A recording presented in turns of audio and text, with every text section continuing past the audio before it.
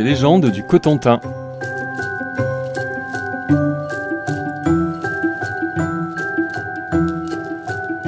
Le Varou.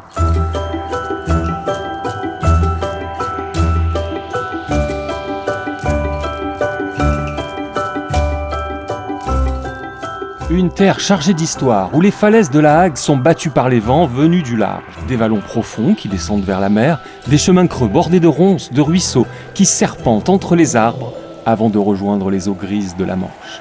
C'est ici que commence l'histoire du Varou. À Gréville-Hague, il existe 3 vallons que les anciens connaissent depuis toujours. Le premier est celui du Hubilan, autrefois fréquenté, dit-on, par les fées. Le deuxième est la vallée du Caté. Le troisième est le Val-Ferrand. C'est le plus sauvage des 3. Le plus boisé, le plus secret.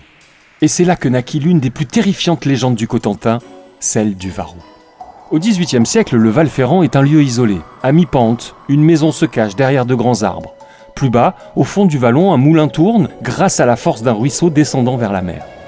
Lorsque la roue du moulin se met en mouvement, son grondement couvre tous les autres bruits. Même les appels au secours, même les cris d'un homme que l'on assassine. Vers le milieu du XVIIIe siècle, un certain monsieur de Ricmay vient de s'établir dans cette vallée. Un jour, en plein milieu de la journée, alors que chacun travaille dans les champs, le drame se produit. Monsieur de Ricmay est tué à coups de hache. Le meunier est assassiné à son tour avec la même arme.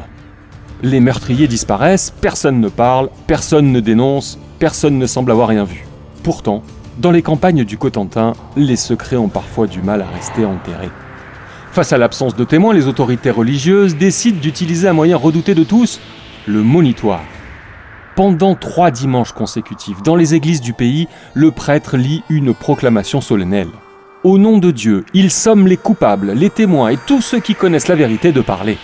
À la 3e lecture, devant une assemblée silencieuse et terrifiée, il laisse tomber son cierge sur le sol et l'éteint sous son pied. L'excommunication est prononcée. Mais personne ne se lève, personne n'avoue. Parmi les fidèles se trouve pourtant un homme dont le visage a pâli. Un valet de ferme, nommé Guillauminot. Il n'a pas participé au crime, mais il sait. Il a vu et il s'est tu. Quelques semaines plus tard, durant la nuit de Noël, alors que les cloches appellent les fidèles à la messe de minuit, Guillauminot dort dans une grange, couché sur un lit de blé. Soudain, il est réveillé par une sensation étrange, comme si une bête endormie s'éveillait au plus profond de lui, une force sauvage qu'il pouvait ni comprendre ni combattre.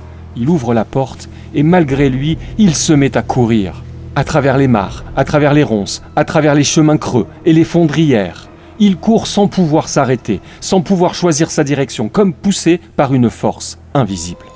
À chaque carrefour, une douleur terrible lui traverse le corps, comme 7 coups de fouet. Et à chaque croisement, la punition recommence, toute la nuit. Encore et encore. Les anciens appelaient cela porter le varou.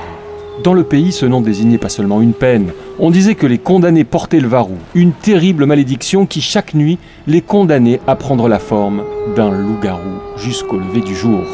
Les meurtriers, les voleurs, les traîtres, mais aussi ceux qui avaient vu le mal sans avoir le courage de le dénoncer. Condamnés à errer sous cette forme, ils traversaient les campagnes comme des bêtes traquées.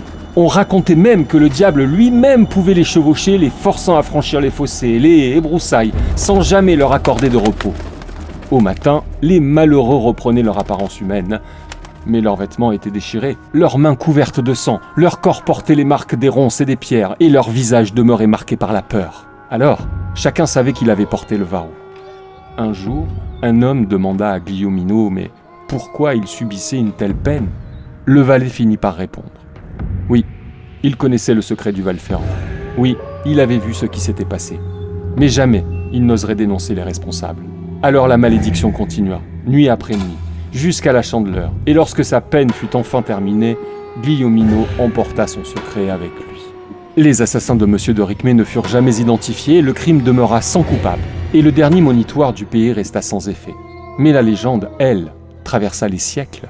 Aujourd'hui encore, dans les veillées d'hiver, les anciens de Gréville racontent que certaines nuits, quand la lune est voilée et que le vent hurle entre les falaises, on peut entendre le galop précipité du varou. Un loup-garou invisible, une créature sans visage, ou peut-être simplement le souffle haletant d'un damné en fuite, car le varou n'est pas une légende. C'est un avertissement, un rappel que ces terres où la mer et la forêt se disputent l'âme des hommes, certaines fautes ne restent pas impunies, et que même si les hommes ferment les yeux, les ombres, elles, ne pardonnent jamais. Contes et légendes du Cotentin. Produit par Conca Media Studio pour Cotentin unique par nature. Adapté d'après les traditions du Cotentin et les archives de Pierre le Philastre. Adaptation et narration, Cédric Conca. Prenez garde, les légendes ne sont jamais loin.